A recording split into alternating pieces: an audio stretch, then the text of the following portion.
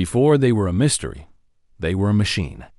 Before they vanished into the mists of the northern frontier, becoming the subject of novels and nightmares, the Ninth Legion Legio X Hispana was a terrifying instrument of imperial will. History has a way of reducing soldiers to game pieces, pushing them across maps in blocks of red and blue. We forget the sound of the caligay, the hobnailed boots grinding against stone. We forget the smell of sweat, leather, and cheap wine that followed the columns. We forget that for nearly 2 centuries, the Ninth was not a ghost story. It was a collection of 5,000 living, breathing men who marched under the sign of the bull. The origins of the Ninth are buried in the chaos of the late Republic, forged in the fires of the social war, and honed by Julius Caesar himself. They were men of the Mediterranean, accustomed to the sun and the vine, yet they earned their cognomen, Hispana, in the brutal campaigns of the Iberian Peninsula. It was there, among the dry hills and the fierce resistance of the Cantabrians, that the Ninth learned the grim patience of counterinsurgency. They learned that a legion's strength lay not just in the gladius, but in the spade. To be a soldier of the Ninth was to be a builder of roads, a layer of foundations, and an enforcer of a civilization that demanded absolute submission. By the middle of the 1st century, they were veterans, a unit with a soul and a history, waiting for the next command. That command came in 43 AD from an unlikely source. The Emperor Claudius, a man mocked by his own family for his stutter and his limp, sat on a precarious throne. He needed a triumph. He needed a war that would prove to the Senate and the Praetorian Guard that he was not a fool, but a Caesar. He looked to the edge of the known world, to the island that had defied Julius Caesar almost a century before, Britannia. It was a land of monsters and mist, a place where the Roman map simply faded into white silence. To conquer it, Claudius assembled a massive invasion force of 4 legions. The 2nd Augusta, the 14th Gemina, the 20th Valuria Victrix, and the 9th Hispana. The soldiers did not want to go. The Roman mind viewed the ocean not as a highway, but as a barrier, the limit of the human world. To cross the channel was to leave the orbit of civilization and enter a realm of chaos. At Boulogne, the troops came close to mutiny, refusing to board the ships. It took the shame of a freedman's secretary mocking their cowardice to goad them on to the transports. As the Ninth boarded the heavy, flat-bottomed vessels, looking out at the gray, churning water of the Channel, the sun of Spain must have felt a lifetime away. They were sailing into the unknown.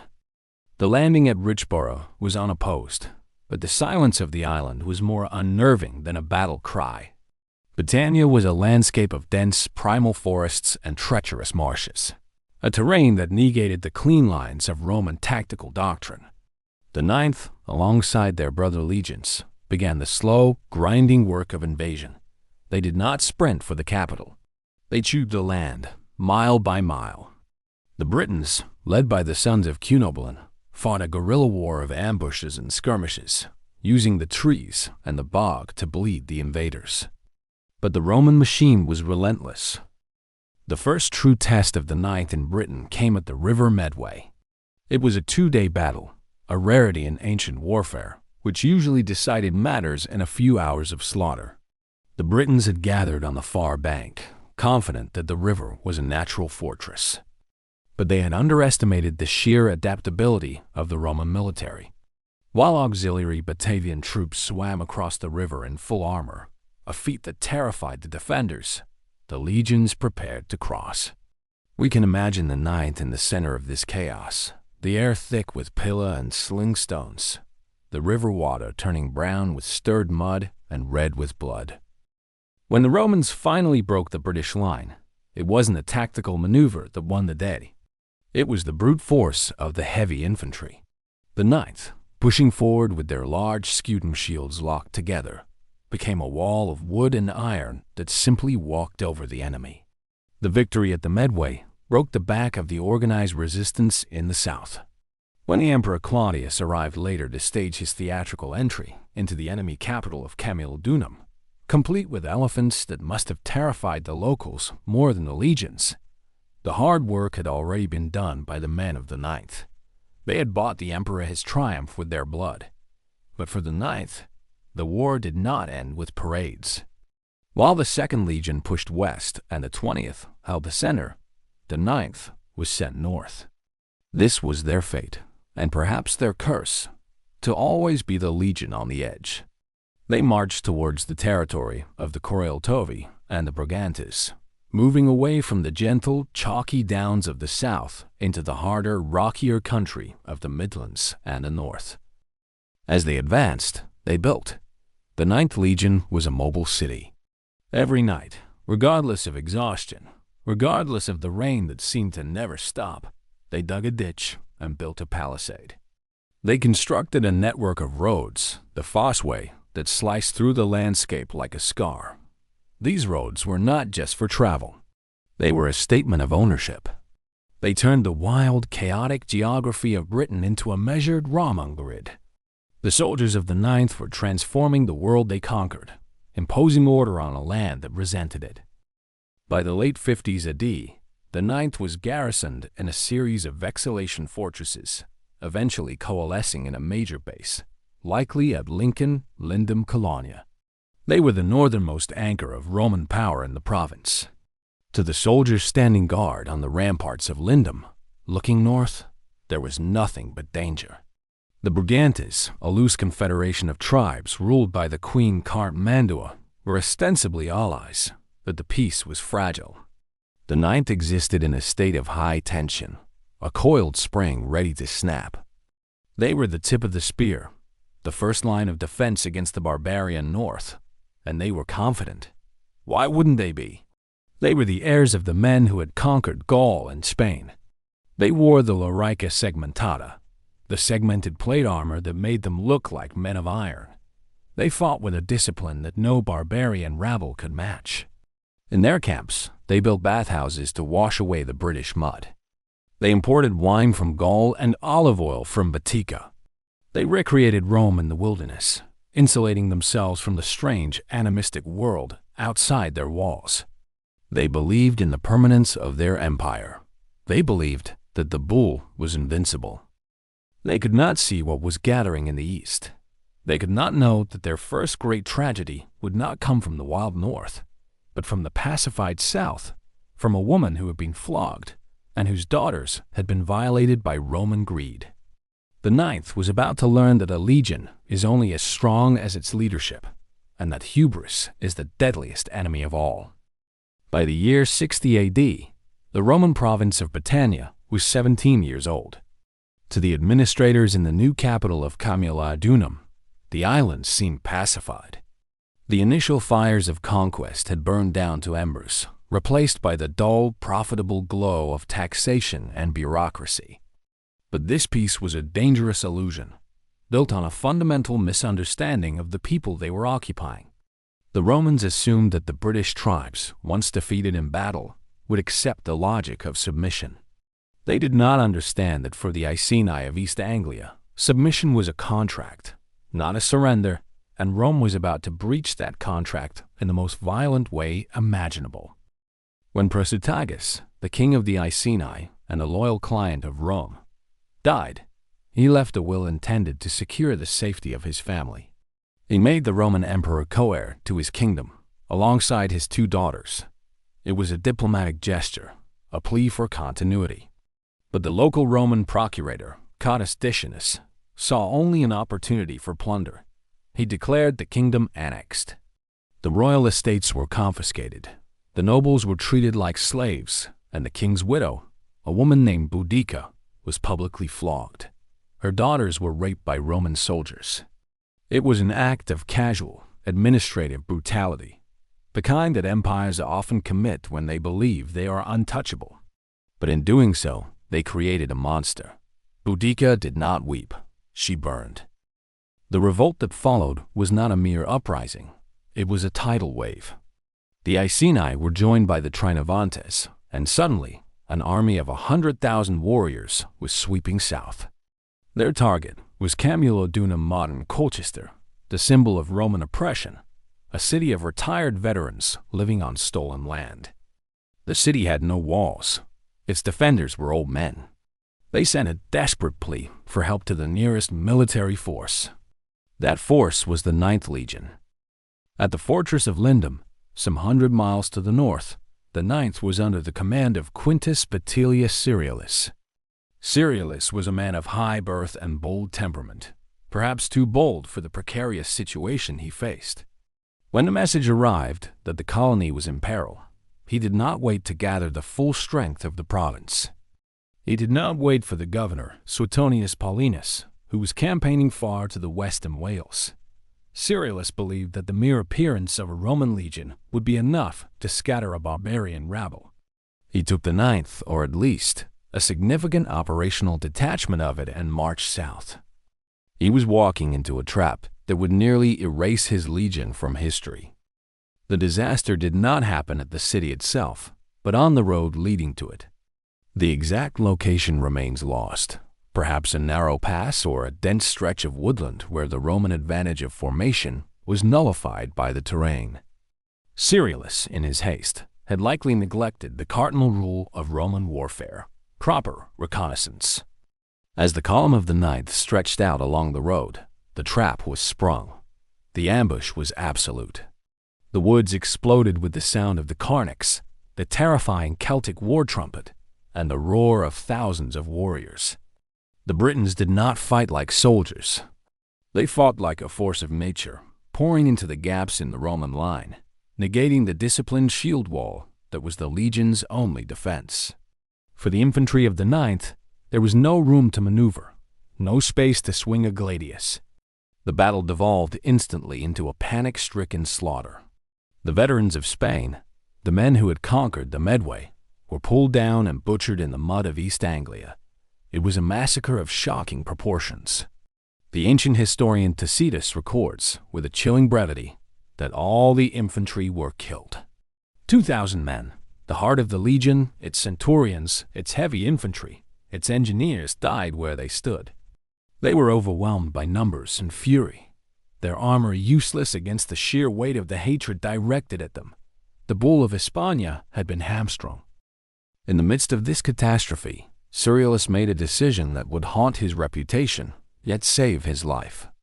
Realizing the infantry was lost, he gathered his cavalry, the mounted troopers who could move fast enough to escape the encirclement.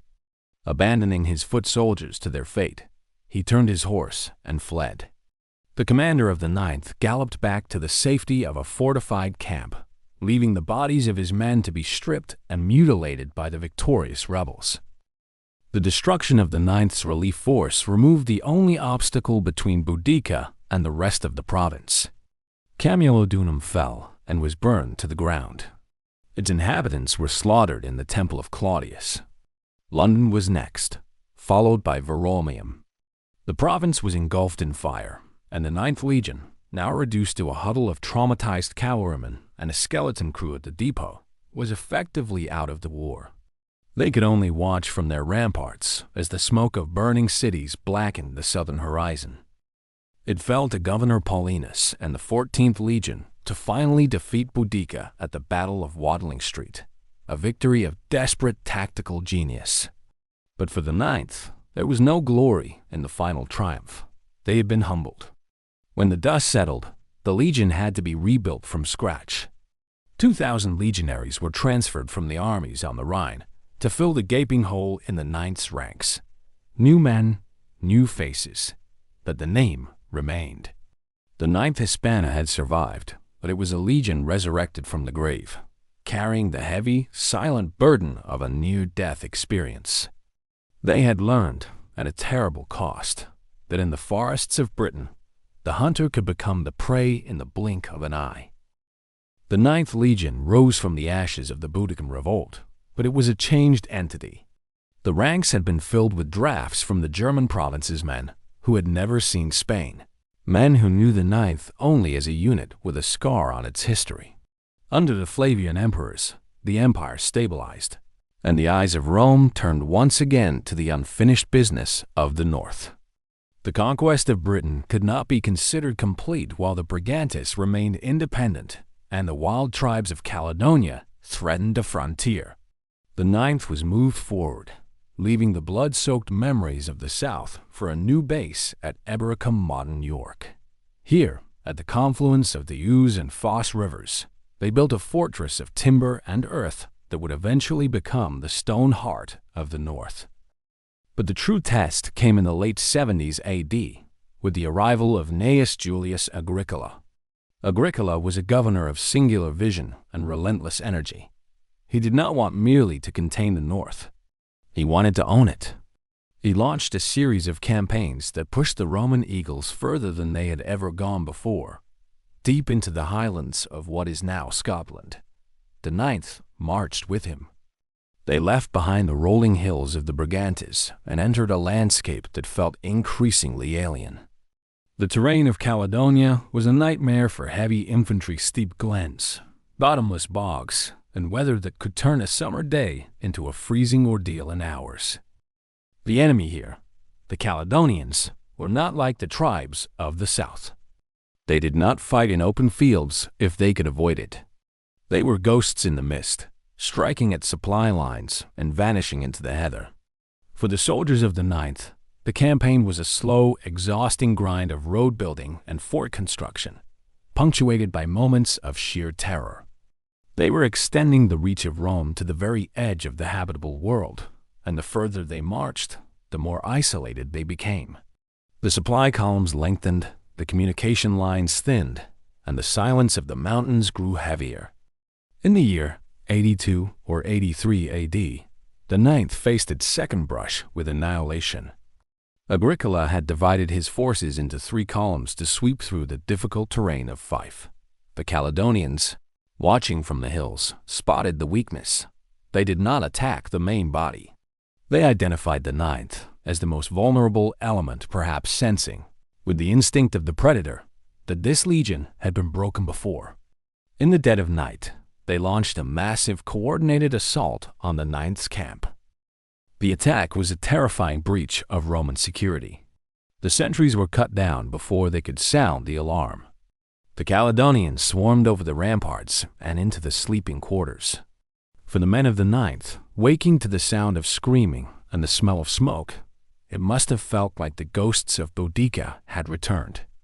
The fighting was savage, hand-to-hand combat in the darkness between the tents. The discipline of the legion teetered on the brink of collapse. They were fighting for their lives in their tunics, stabbing blindly at shapes in the gloom. It was only the arrival of Agricola himself, riding with the cavalry and the light infantry at dawn, that saved them. Hearing the din of battle, he attacked the Caledonians from the rear. The trap was broken and the enemy melted back into the forests, but the psychological wound was deep. The Ninth had been singled out, surprised, and nearly destroyed again. They had held their ground, but the victory was hollow. It reinforced the growing dread that the North was not a place to be conquered, but a place that devoured armies. The climax of Agricola's campaigns came at Mons Graupius, a great set-piece battle where the legions finally brought the Caledonians to open combat. The Ninth was there, standing in reserve as the auxiliaries did the bloody work of breaking the Highland charge. It was a decisive Roman victory. Tacitus claims 10,000 enemy dead, but it was a victory without a conclusion. Agricola was recalled to Rome by a jealous emperor Domitian, and the legions were pulled back. The forts they had built in the highlands were abandoned, one by one. The Ninth retreated south, back to the fortress at York. They left the mist-shrouded peaks of Caledonia behind, but they brought with them the knowledge that the island had a limit. There were places where Rome could not stay. And as they settled back into the routine of garrison duty, the silence of the North waited, patient and watching. The history of the Ninth Legion is a story written in stone, but somewhere in the 2nd century, the stone stopped speaking. For decades, the Ninth had been the anchor of the North, rebuilding the fortress of Ebericum in durable limestone, stamping their tiles with the proud mark of the bull. We can trace their movements through these bureaucratic crumbs. A dedication here, a stamped brick there. The last definitive piece of evidence we have for their presence in Britain is a stone inscription found in York, dating to 108 AD. It commemorates the rebuilding of the fortress gate in stone, a project undertaken during the reign of Trajan. The lettering is crisp, the workmanship professional. It is the work of a unit that expects to be there forever. And then, nothing. The record simply cuts off. In the Roman administrative archives, or at least the fragments that have survived, the ninth ceases to exist in Britain. When a list of all the legions in the empire was compiled later in the 2nd century, the ninth Hispano was gone. It is this sudden total silence that birthed the legend. How does an elite unit of 5,000 heavy infantry, along with their auxiliary support, cavalry, and camp followers, a moving city of perhaps 10,000 souls, vanish without a trace?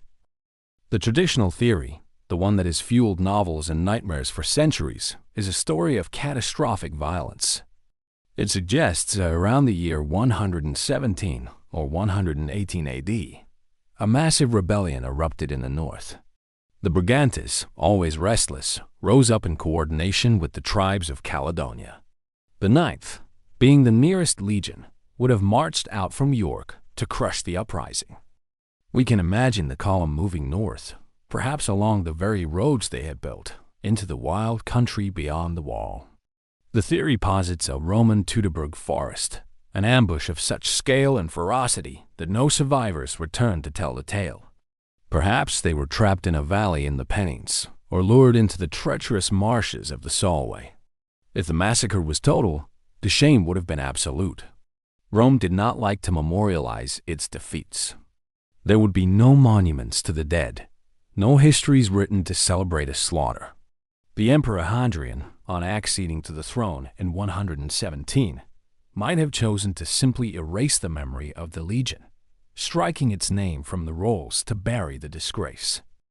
This narrative of destruction fits the mood of the time. We know that when Hadrian arrived in Britain a few years later, he brought with him a new legion, the 6th Victrix, to take up residence in the empty barracks of York.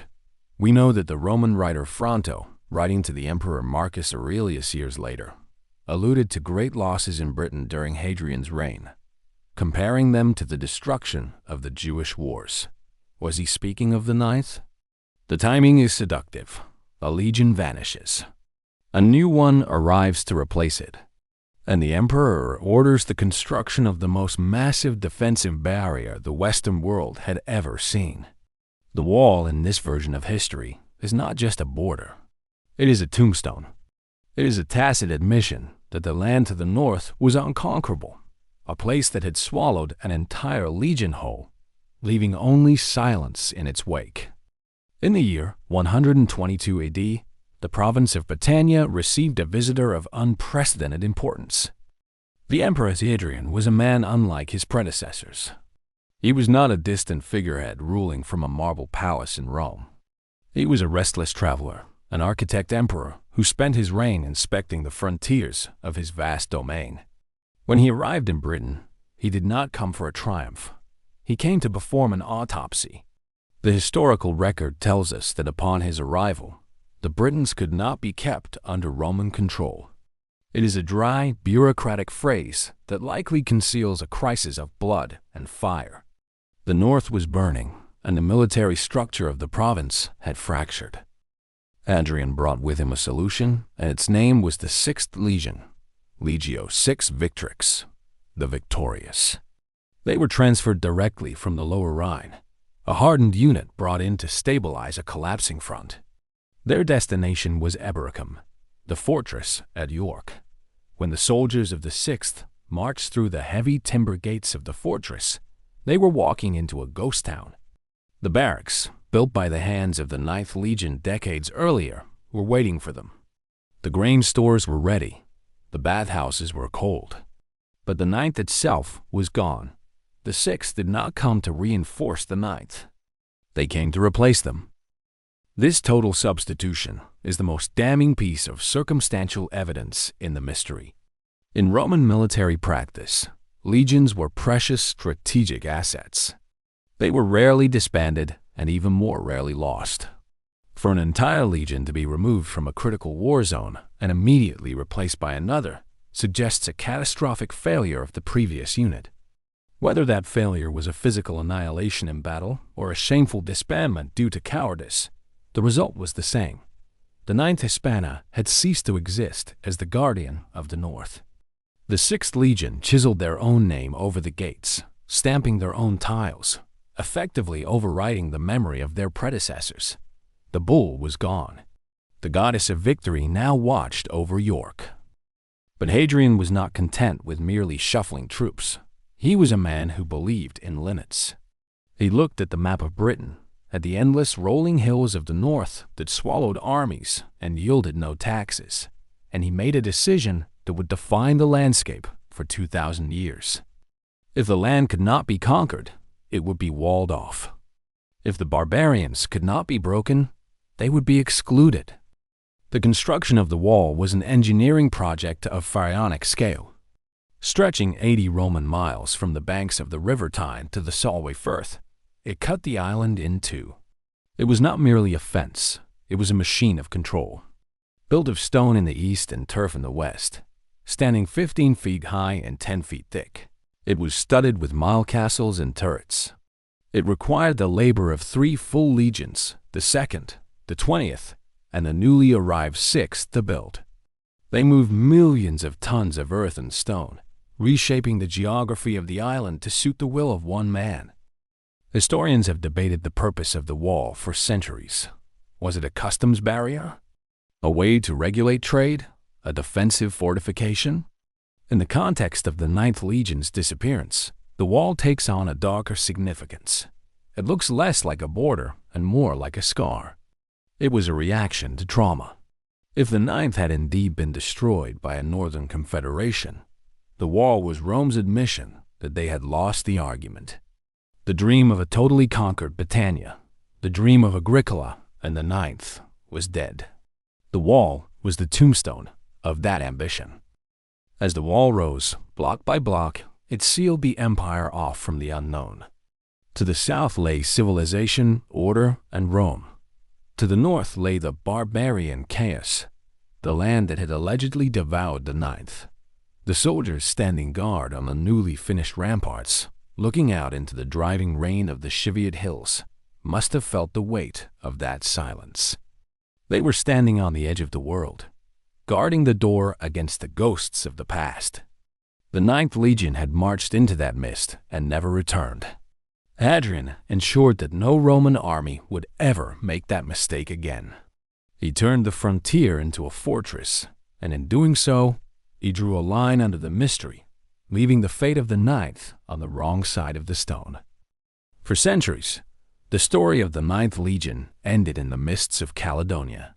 It was a narrative that satisfied our desire for tragedy. The Lost Legion, the massacre in the fog, the hubris of empire punished by the wild earth. It inspired Rosemary Sutcliffe's The Eagle of the Ninth and countless other tales of heroic dooms. But history, unlike myth, is rarely neat. It is a messy business of fragments and revisions. And in the 20th century, the ghosts of the Ninth began to speak again, not from the bogs of Scotland, but from the dry sands of the East and the riverbanks of the Netherlands. The first crack in the traditional story appeared in the city of Nijmegen. Archaeologists excavating the site of the legionary fortress there, the base of the 10th Legion Gemina, discovered something that shouldn't have been there.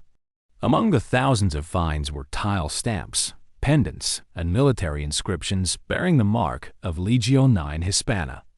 These artifacts dated not to the 1st century, but to the 120s AD years after the legion was supposed to have been annihilated in Britain. The evidence suggested a startling alternative. The Ninth did not die in the north. They were simply transferred. This revelation transforms the tragedy into a bureaucratic reshuffle. It suggests that around 120 AD, the Ninth was pulled out of York, perhaps disgraced, perhaps merely rotated and sent to the continent. From Nijmegen, the trail becomes fainter, but it leads east. We find names of officers who served in the Ninth appearing in later records, men who went on to have long careers, which would be impossible if they had been butchered in a Scottish glen. The theory shifts. Instead of a romantic death in the mist, the Ninth may have met a grim, forgotten end in the deserts of Judea during the Bar Kokhba revolt of 132 AD, or perhaps they were ground down in the endless wars against the Parthians in Armenia around 161. The destruction of the ninth in the east is plausible. The legion is listed in records up until the mid-2nd century and then vanishes completely by the reign of Marcus Aurelius. A legion destroyed in Judea or Parthia would be a significant loss, but it lacks the poetic horror of the British massacre. It turns the ninth from a unique victim into just another casualty of Rome's endless, grinding wars of attrition. And yet, the evidence is not conclusive. The Nijmegen finds could be explained by a detachment of exhalations sent to help with construction, rather than the entire legion. The officers who survived could have been transferred out before the disaster. The traditional theory of a British catastrophe has refused to die, supported by the sheer silence of the British record and the massive defensive reaction of Hadrian's Wall. The truth is, we do not know. The Ninth Legion walked out of the fortress at York and into a fog that has never fully lifted. In the end, perhaps the specific location of their grave matters less than what they represent. The Ninth Legion is the ultimate symbol of the limits of power. They were the iron fist of Rome, the builders of roads, the destroyers of kings. They believed, as all empires do, that they were the end of history. But whether they died screaming in a Scottish bog or perished in the burning sands of Judea, the result was the same. They were swallowed by the world they tried to conquer. Today, the wind blows over the heather of the Highlands and the ruins of York alike. The names of the centurions, the jokes of the soldiers, the sound of the trumpets, it is all gone. Only the myth remains, a ghost story whispered along the wall, reminding us that even the strongest legions eventually march into the dark.